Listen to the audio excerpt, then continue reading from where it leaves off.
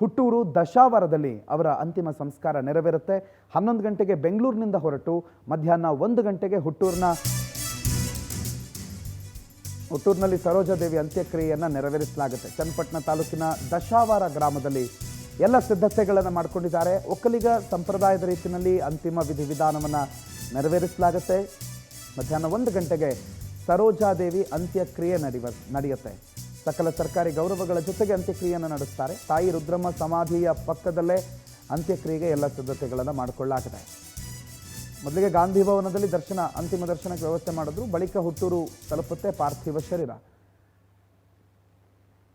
ದಶಾವರದಲ್ಲಿ ಅವರ ಅಂತಿಮ ಸಂಸ್ಕಾರಕ್ಕೆ ಸಿದ್ಧತೆ ಮಾಡಿಕೊಂಡಿದ್ದಾರೆ. ತಾಯಿಯ ಸಮಾಧಿಯ ಪಕ್ಕದಲ್ಲೇ ಅವರ ಸಮಾಧಿಯನ್ನು ಕೂಡ ಅವರ ಅಂತಿಮ ಸಂಸ್ಕಾರವನ್ನು ಕೂಡ ಮಾಡಲಾಗುತ್ತೆ. ಅಂತಿಮ ಸಂಸ್ಕಾರ ಆಗುವ ಸಿದ್ಧತೆಗಳು ಒಂದು ಕಡೆ ಬೆಂಗಳೂರಿನಿಂದ ಹೊರಡುವ ವಾಹನದ ಸಿದ್ಧತೆ, ಇನ್ನೊಂದು ಕಡೆ ದಶಾವರ ಗ್ರಾಮದಲ್ಲಿ ದಶಾವರ ಗ್ರಾಮ ಚನ್ನಪಟ್ಟಣದಲ್ಲಿ ಬರುತ್ತೆ. ಅಲ್ಲಿ ತಾಲೂಕಾಡಳಿತದಿಂದ ಸಿದ್ಧತೆಗಳನ್ನು ಮಾಡ್ಕೊಳ್ತಿದ್ದಾರೆ. ಪದ್ಮಭೂಷಣ ಪುರಸ್ಕೃತ ನಟಿ ಇವರು, ಪದ್ಮಭೂಷಣವನ್ನು ಗೆದ್ದಿದ್ದಂಥ ನಟಿ. ಹಾಗಾಗಿ ಸಕಲ ಸರ್ಕಾರಿ ಗೌರವಗಳ ಜೊತೆಗೇನೆ ಇವರ ಅಂತಿಮ ಸಂಸ್ಕಾರವನ್ನು ನೆರವೇರಿಸಲಾಗುತ್ತೆ. ನಮ್ಮ ಪ್ರತಿನಿಧಿ ಸುಚಿತ್ರ ನೇರ ಸಂಪರ್ಕದಲ್ಲಿ ಜಾಯ್ನ್ ಆಗಿದ್ದಾರೆ ರಾಮನಗರದ ದಶಾವರದಿಂದ. ಸುಚಿತ್ರ, ದಶಾವರದ ಸಿದ್ಧತೆಗಳು ಏನೇನಾಗಿದೆ, ಯಾವ ಮಾರ್ಗವಾಗಿ ಇವತ್ತು ಅವರ ಪಾರ್ಥಿವ ಶರೀರ ತಲುಪುತ್ತೆ ಊರಿಗೆ, ಅಲ್ಲಿ ಏನೇನು ನಡೆಯುತ್ತೆ, ಯಾವ ಸಂಪ್ರದಾಯ, ಏನು ಮಾಹಿತಿ ಇದೆ ಇದಕ್ಕೆ ಸುಚಿತ್ರ?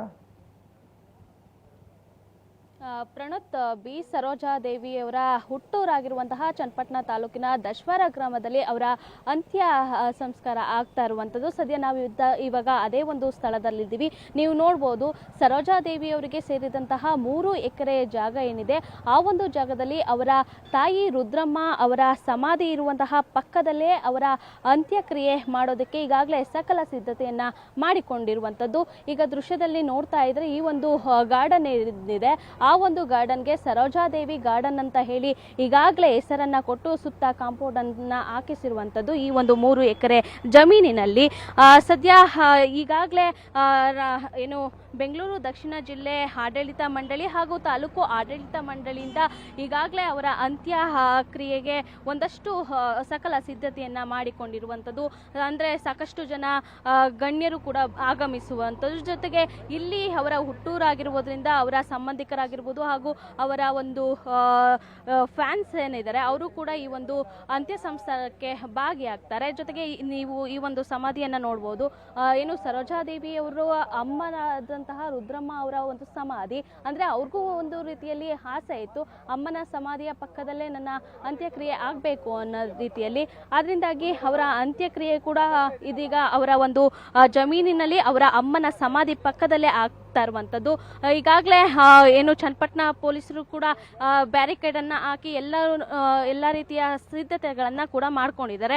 ಯಾಕಂತ ಹೇಳಿದ್ರೆ ಸರೋಜಾದೇವಿ ಅವರು ಒಕ್ಕಲಿಗರಾಗಿರೋದ್ರಿಂದ ಒಕ್ಕಲಿಗ ಸಂಪ್ರದಾಯದಂತೆ ಈಗಾಗಲೇ ಏನು ಈ ಒಂದು ಅಂತ್ಯ ಸಂಸ್ಕಾರವನ್ನ ಮಾಡುವಂಥದ್ದು. ಜೊತೆಗೆ ಈಗಾಗಲೇ ಅವರ ಒಂದು ಪಾರ್ಥಿವ ಶರೀರ ಏನು ಮಲ್ಲೇಶ್ವರದ ನಿವಾಸದಲ್ಲಿ ಇದೆ.